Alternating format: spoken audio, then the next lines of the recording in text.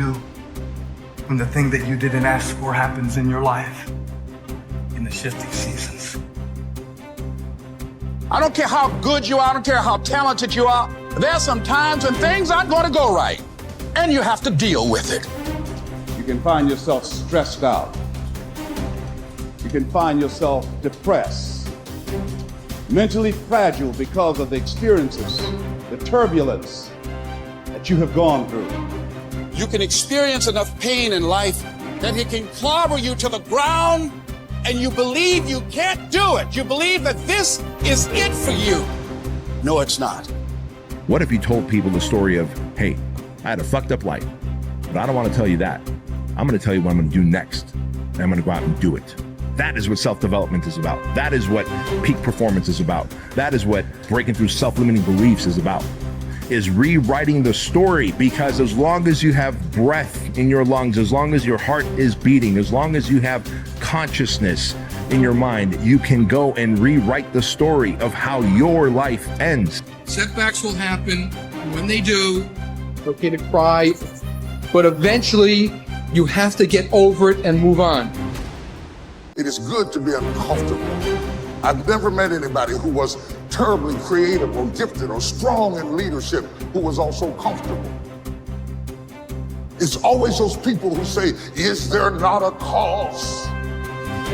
Those exceptional people who are uncomfortable with the times and rise to the challenge because they refuse to allow the chaos around them to determine the conqueror within them. People who resist the toe to go down and stand fiercely in spite of opposition and say, I'm going to do it anyway. Forget all your problems. Everyone has the same problems. It's our solutions to those problems that make us different. Do you have the courage to get what you want? It takes courage to achieve your goals, man. It's easy to give up. It's easy to look at these people and make excuses as to why they can do what you can't. You have everything you need to achieve anything. Our great problem is not that we feel that we are powerless, but that deep down inside we feel that we are powerful beyond measure. It's an incredible thought. It's almost a scary thought, isn't it? But it's also true, because the powers that you have are extraordinary.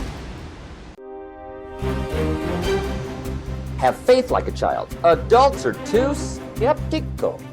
You may not be able to do all you find out. You may not be able to do all you find out, but you should find out all you can do. See, you don't want to wind up at the end of your life and discover that you've lived only 1/10 of it. And the other 9/10 went down the drain.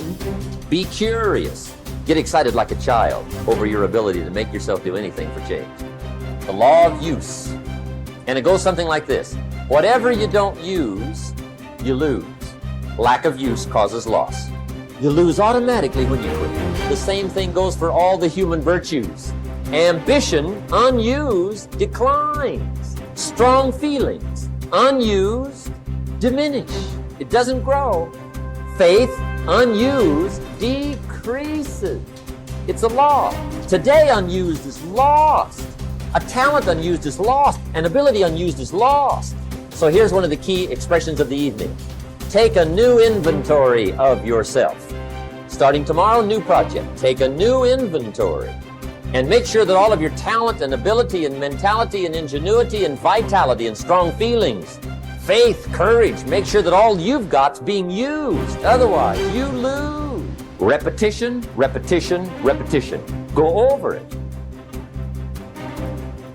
And if you repeat it, go over it, sure enough, someday, some mysterious day, the idea takes root, starts to grow, and shows up in your personality and your lifestyle. I don't care where you come from. I don't care where you were raised. I don't care what color you are. I don't care what gender you are. I don't care about any of that If you invest in yourself consistently, if you do the work consistently, 1 + 1 is always going to equal 2. 10 years of motherfucking work is going to pay off. Dig deep. Take accountability for your goals, dreams, and aspirations. Ain't nobody gonna give you nothing. Ain't nobody gonna give you nothing you ain't working for. And the reason why some of you can't get to that next level, we don't have enough stuff in you to push you to get through some of the hell you gotta go through. That house ain't gonna get you through that hell. That car ain't gonna get you through that hell. You only go to another level when you're on this level and you eating out of trash cans and you say, enough is enough. I'll do whatever it takes. Do you, be you, for you.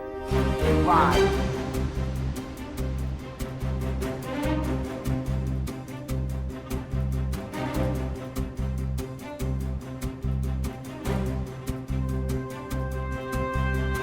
You should treat yourself like you're someone responsible for helping. And the first question is, well, why don't you? And the answer is, well, there's a lot wrong with you, you know? And it's hard to exercise enough love and care in a deep and non-naive way to care properly for something like that. It's an encouragement to assume, to act out the proposition that even if life is as difficult as it seems to be, and if you're as vulnerable and weak in a fundamental sense as you definitely are, and characterized by this terrible propensity for the infliction of voluntary suffering on yourself and others, and that destructive tendency, that there's still something within you that's so remarkable and so aligned with order and being in the proper manner that you can climb above that, let's say like Abel, and that you can make the proper sacrifices, and that you can set yourself right, and you can set your family right, and you can set the world right, and that the mere possibility that that might occur, that that might be within the realm of potential, means that you have a moral obligation to exercise the responsibility to take care of yourself as if you're something that matters.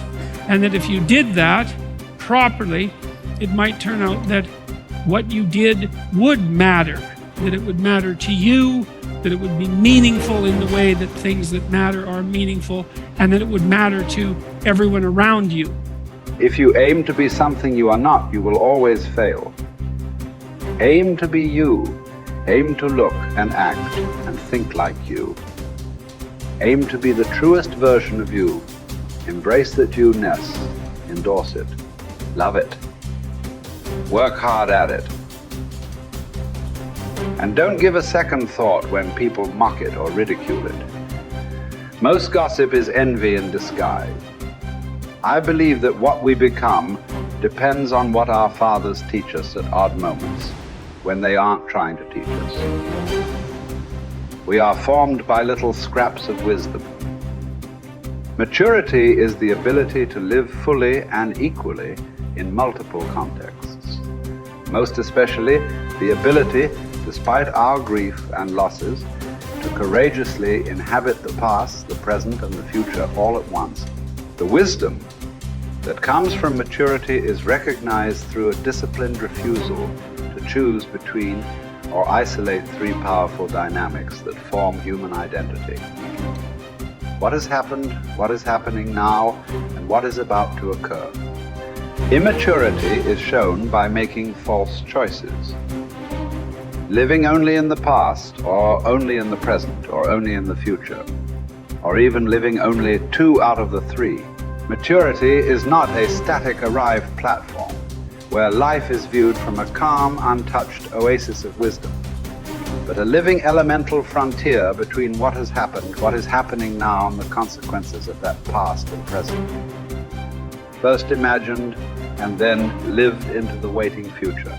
Maturity calls us to risk ourselves as much as immaturity, but for a bigger picture, a larger horizon, for a powerfully generous outward incarnation of our inward qualities, and not for gains that make us smaller, even in the winning. People say that what we're all seeking is a meaningful life.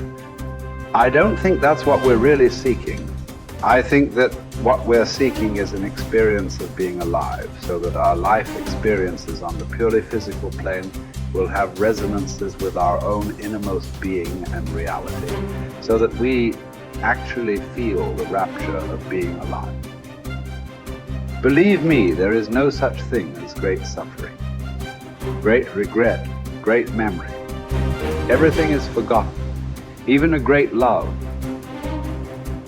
That's what's sad about life, and also what's wonderful about it. There is only a way of looking at things, a way that comes to you every once in a while. That's why it's good to have had love in your life after all, to have had an unhappy passion. It gives you an alibi for the vague despairs we all suffer from.